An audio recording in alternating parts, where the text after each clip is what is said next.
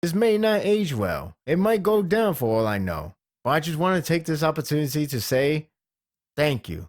Thank you, everyone.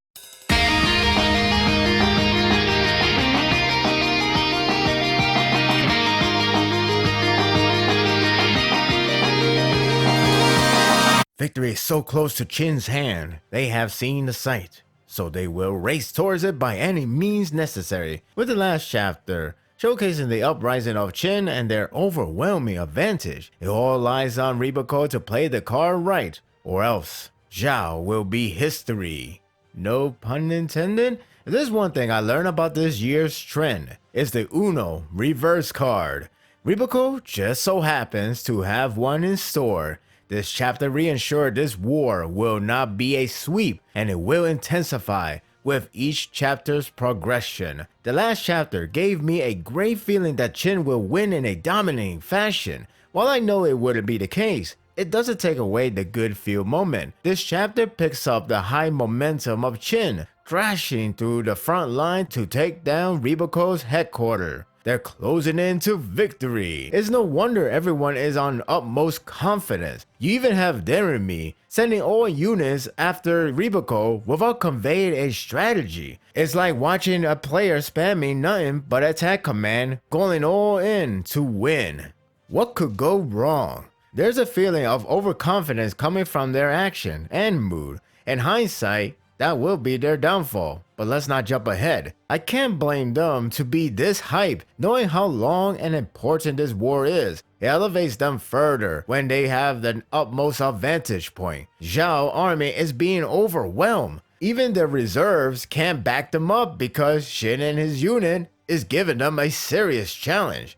This could have been the end for Zhao if it wasn't for Riboku. He is deemed as a miracle worker, and he does not disappoint. As expected, Riboku has a strategy to counterattack, and it involves with none other than Fute. Part of me joke about the strategy is to have Fute steamroll Chin and slay Olsen. Now imagine that. If that were to happen, I'll be his biggest fan. That aside, the actual tactic is quite bold and perplexing if you are in the opposing side. It all lies on the mind game, and it's pretty compelling. So and Jeremy are the challengers to whether to take the action Riboku expected or not. They think over for up to 3 pages, like making a path decision in a video game.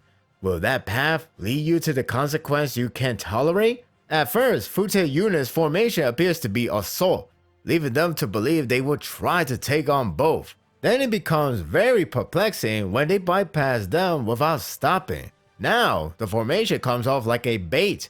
If taken, this would weaken Seoul and Jeremy army, for they are forced to send men to stop their assault. If not taken, Fute unit will aim for Olsen headquarters, granting Zhao an advantage. It sounds pretty damn risky, until you start to realize about the count of men. Fute unit only has around 100 men. Unless they're a bunch of Banjo unleash forms times 10, there's no way in hell they can defeat Olsen army. As hype it is for Fute versus Olsen, I'm still waiting for it, it's not going to happen. This train of thought ultimately give Jeremy and Seoul the answer to ignore and press forward to Riboku headquarters. It's worth noting, Jeremy sure likes to pose when giving his men the command. He's pretty hyperactive, so this decision should be fine, right?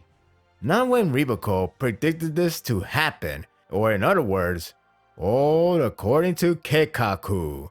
Before we learn the consequence, the chaotic battle resumes to be, well, chaotic. It's as if nothing has changed from ignoring Fute.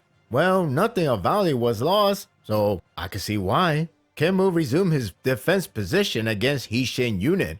If he had stayed behind, there would be a round 2. If anything, retreat was a great choice.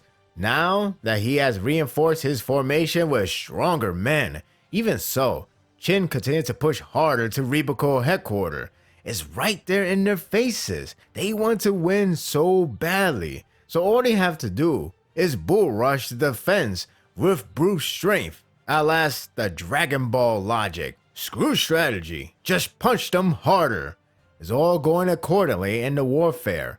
That is until Riboku's master plan goes into full effect. And good God, what a big mistake this turned out to be for those two.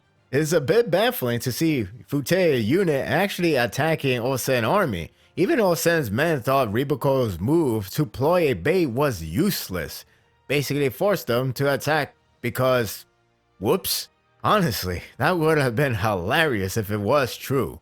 However, like I said before, it's all according to the plan. Osen realizes the true attention, and it turns out that Futei unit's target is in fact the headquarters. Again, that sounds laughable on paper, but with Riboku, prepare to be surprised.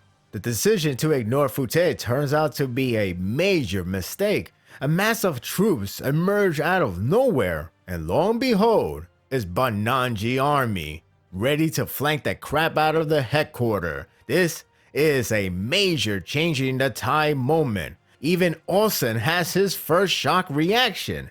It's minor, but it's a start.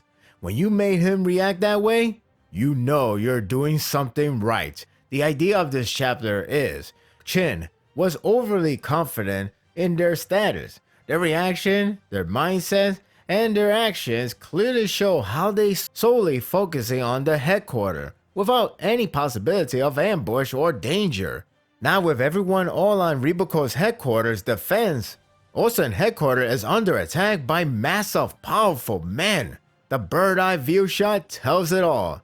The tide has shifted drastically. I gotta say, Riboku did come off as a badass with the closing line.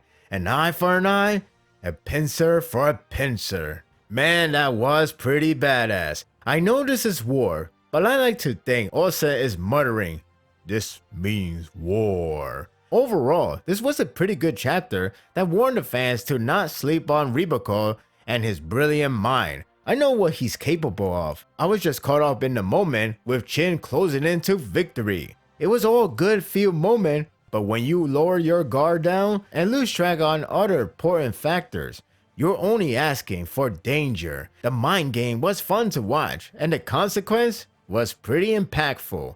Essentially, Riboku has used his Uno reverse card. The war continues to intensify. Your move, Osen. And that will do it for the review. I hope you enjoyed this one. All you have to do is keep on praying for Futei versus Osen. It's going to be an amazing fight. But seriously, it seems like that might happen. Maybe. What do you think of this chapter? Share your thoughts in the comment section. If you like this and want more of this, subscribe to my channel and my world will be yours to stay. Until next time, take care.